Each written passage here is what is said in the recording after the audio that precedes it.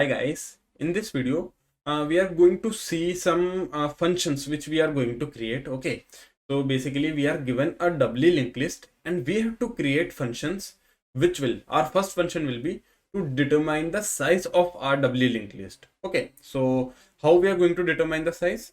Basically, if you observe that we have already created a size variable which is keeping track of the size of the linked list. Okay, so our one way is to directly return this variable.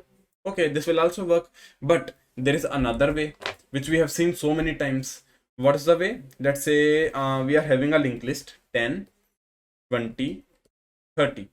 Okay, so we are having this linked list. Okay, so before explaining this, let me explain you what we are going to do in this video.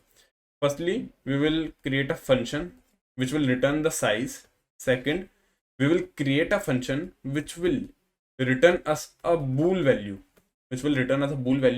and that bool value will say whether the linked list is empty or not. Understood? So if the linked list is empty, then we have to return true, otherwise false. Okay, our third function will be get first, which will return the value present at the first node. So let's say if in this case this function will return 10 value because 10 is present at the first and the value is 10. And another function which is get last. Okay, this function will basically return the last value. Okay, so we are going to discuss these four functions. Understood? So this video is very easy and this will be very short video. Okay, because we have seen these questions so many times. We have seen how to determine the size. We know how to determine whether a list is empty. We know that how to get the first node and how to get the last node. We know all of these functions, but I'm going to quickly discuss all of these functions. Okay, so let's say we are having this doubly linked list and we have to determine the size. Okay, so first way, simply return the size variable, the value of size. That means we have created this variable and we are going to do this. But I want you to do this method which I'm going to explain you. Okay, so basically what we are going to do, we will create a node and point it towards 10. So current is a pointer. This is not a node, this is a pointer which is pointing to the head of our doubly linked list. Okay, and we will create a variable length which is initially 0. Okay, no problem. Now we will move this current until it becomes empty. Okay, so this is what we are going to do. What we will do, we will put it to the next and we will increase the value of length. Okay, then again we will increase the value of current. That means we are putting current equals to current dot next. Understood? We are putting the current to its next position. Okay, now length will get increased by 1. After that again again current equals to current dot next, and now the value of current is null, and I just again increase the value of length and the value is 3. So we got the value 3 and we can see the size, the length of this linked list is 3. Okay, simple, easy. Now this is the way which you have to do. What I am going to do, I am going to simply return the size value. Okay, and now this is our first function. So we have discussed our first function. Second function, let's say our size is 5. So you will say that we are having 5 nodes. Yeah, let's say our size is 1. So you will say we are having 1 node. And if I say that our size is 0, then what you are going to say, that in our doubly linked list we are not having any nodes. So if we are not having any nodes, that means our linked list is empty, our doubly linked list is empty. So in that case we have to return true. So what we are going to write, basically I am going to write the first two functions quickly. Okay, so in this case I will simply return the size.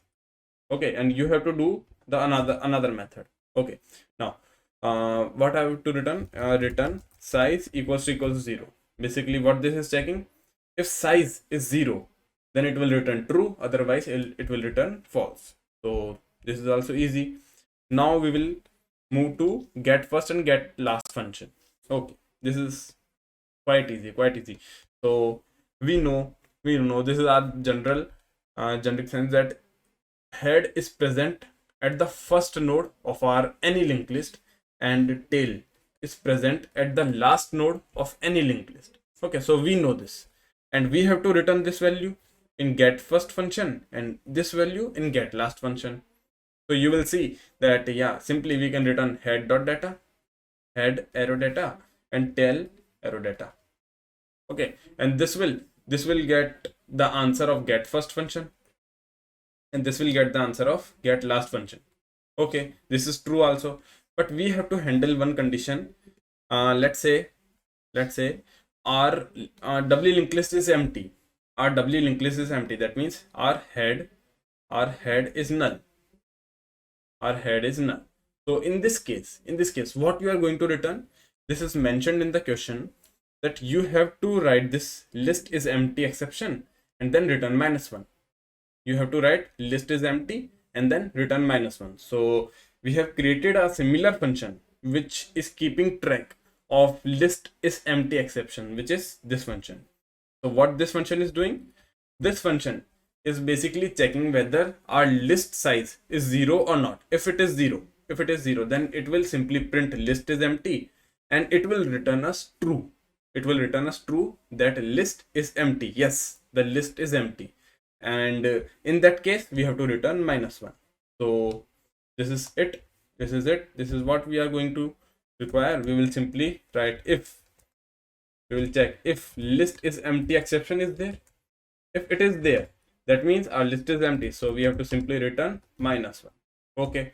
If this is not true, that means we are having some nodes in our doubly linked list. In that case, we will simply return head data. Okay, and the same case, exact same case for tail also, because get last function is based on tail, and get first function is dependent on head. Okay, tail here. So let's run the code. Yeah, our code is accepted. Let's submit it. So I hope you guys understood. This is a quite easy problem.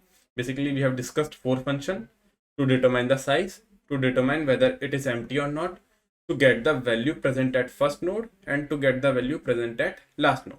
These 4 functions are discussed in this video. Okay, so we will meet in the next video.